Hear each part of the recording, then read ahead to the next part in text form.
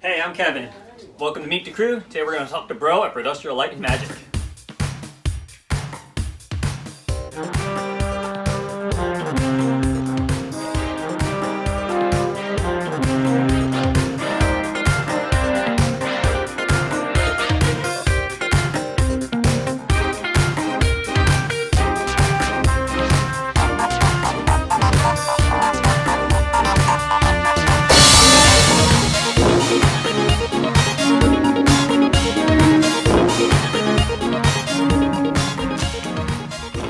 How you doing, bro? What's up? Thanks for taking the time here to answer some questions from the employees of Brodustrial Light Magic. Excited. When did you first join the 501st Legion? I first joined the 501st Legion in 2006, and I was involved in costuming a little bit earlier than that because I always loved Halloween and making stuff.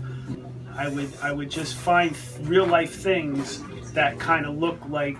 My first costume was Quinlan Voss. I got some patterns at the store, and my mom, who was with me at the time, she sewed the patterns for me. So I kind of made a makeshift, costume. And then a couple years later, I came across the 501st Legion, and I was like, gotta join that. That's so cool.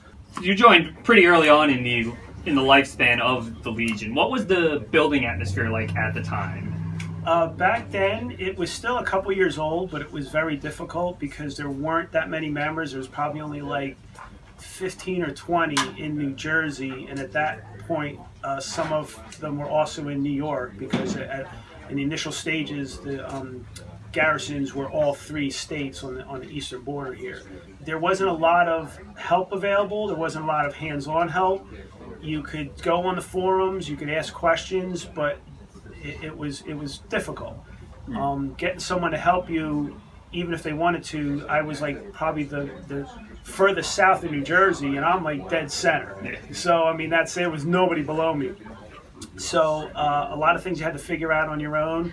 But then as you began going to events and troops, and you would see other people's costumes, and you meet them there, you could see what they did and say, oh, okay, that's how I do that, or oh, that's how I got to fix it. Back then, there weren't many armor makers. There weren't many kits available.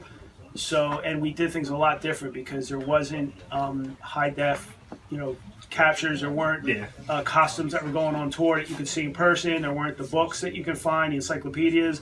So, I mean, a lot of things, were put together with rivets or inaccurate, parts and pieces that at this day and age are completely changed. What was your first costume you made when you joined? A stormtrooper, and that's almost standard for any 501st Legion member because it's just the coolest, most iconic character. Mm-hmm. So, as I mentioned, things were a lot different back then, and my very first costume is right behind me on a mannequin.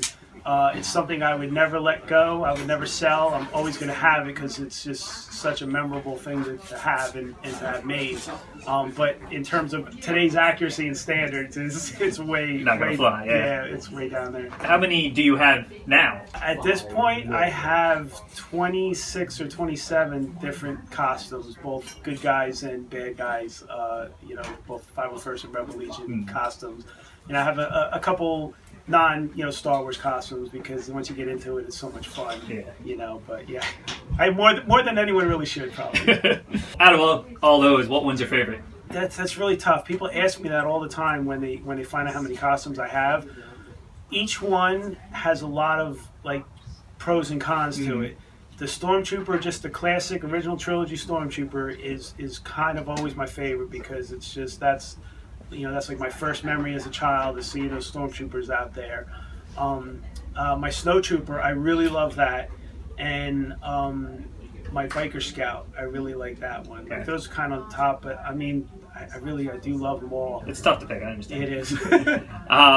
Overall, the years of building, what was the biggest challenge you faced when working on a costume, and how did you overcome it? Having the foundation of building the costumes, you learn a lot about how they're put together, and they're kind of all put together the same way to a point. You're using the same materials, the same methods to create them, but the costume itself is vastly different sometimes. So like an example of the hardest ones I've had is like the First Order Stormtrooper. Okay. When I got that kit, there was not really many built at that point.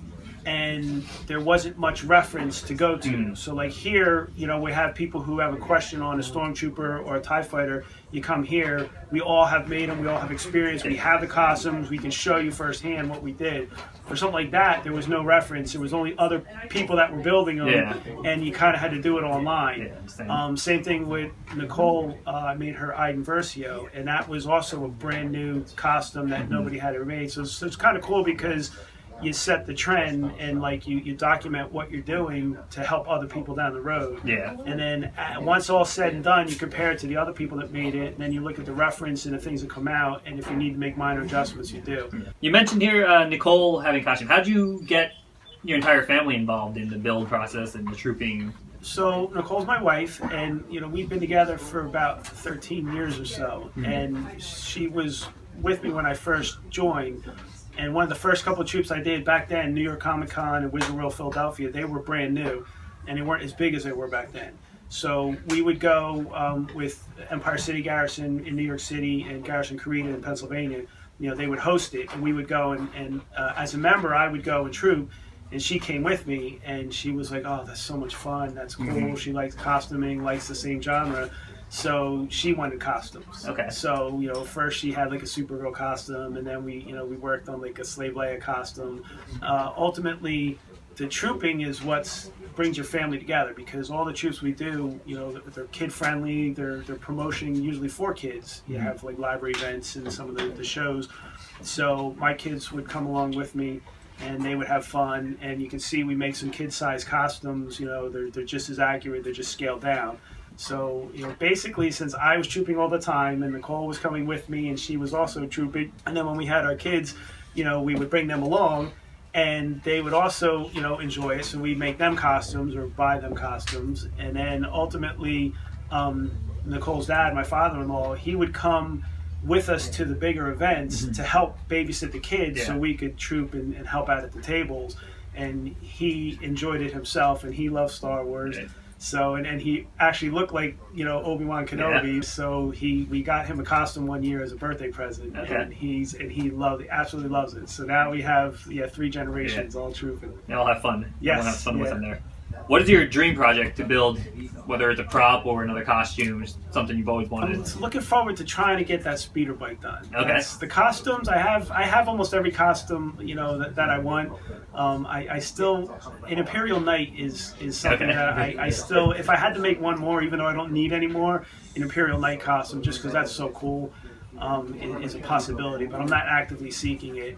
You know, the props are just fun to have on display and help out with our events, but I really would, we have the plans to make a speeder bike, you know, so you can sit on, and that as soon as we figure out a couple more logistics on that, we're definitely going to do that. Pushing for that for a couple of years, I know that. Yeah, it's been a couple of years.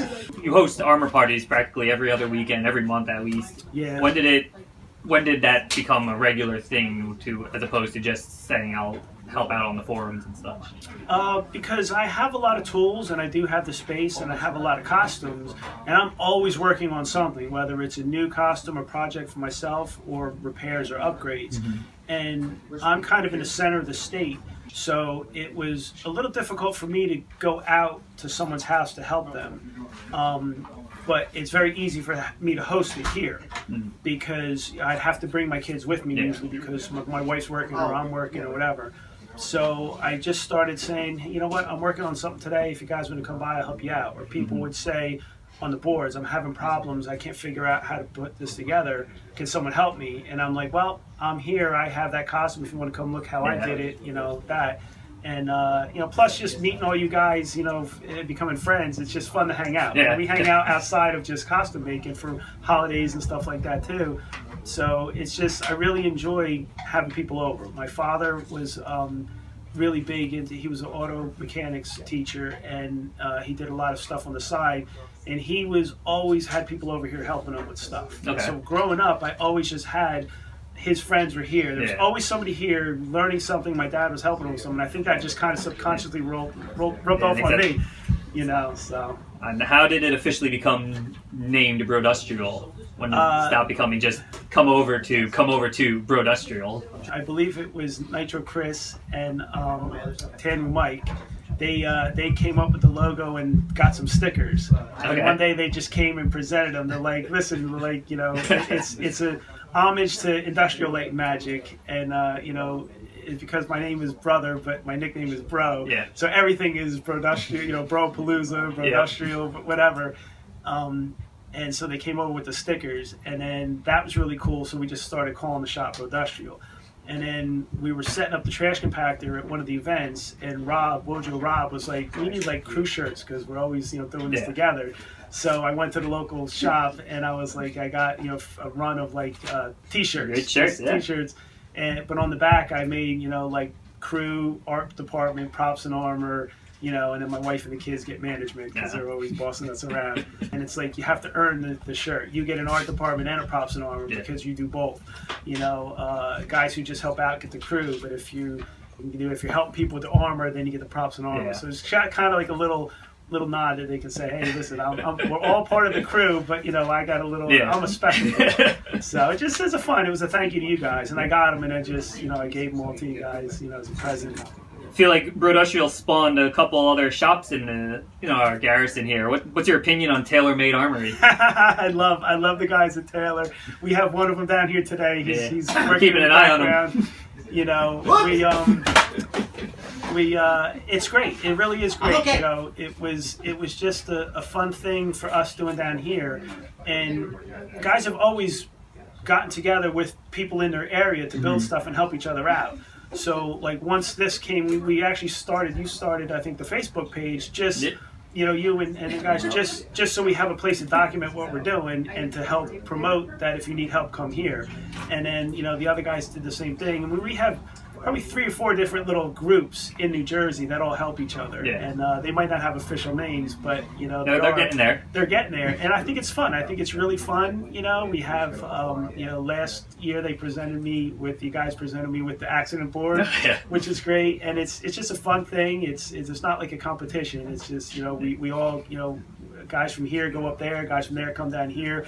You know, we're all great friends. But I think it is really cool that it's more cool that you have a central place to go that you can recognize. So like if you're up north, you know, it might be easier to get to Taylor's, you know, and he has different hours, you know, during the week and stuff where, you know, we're down here, I'll become more the weekends, you know, for central. And then we have some guys down south that are easy because sometimes it's not as easy to get all the way up there. Yeah.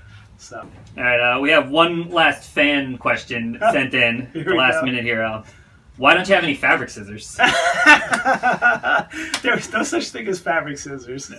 We have that's the other ongoing joke here is I understand the concept of fabric scissors, but you know everyone always says, "Where's your fabric scissors?" And I'm like, "This one." They're like, "You're just cutting plastic with that." And I'm like, "Yeah, I was cutting cardboard before and Velcro right now."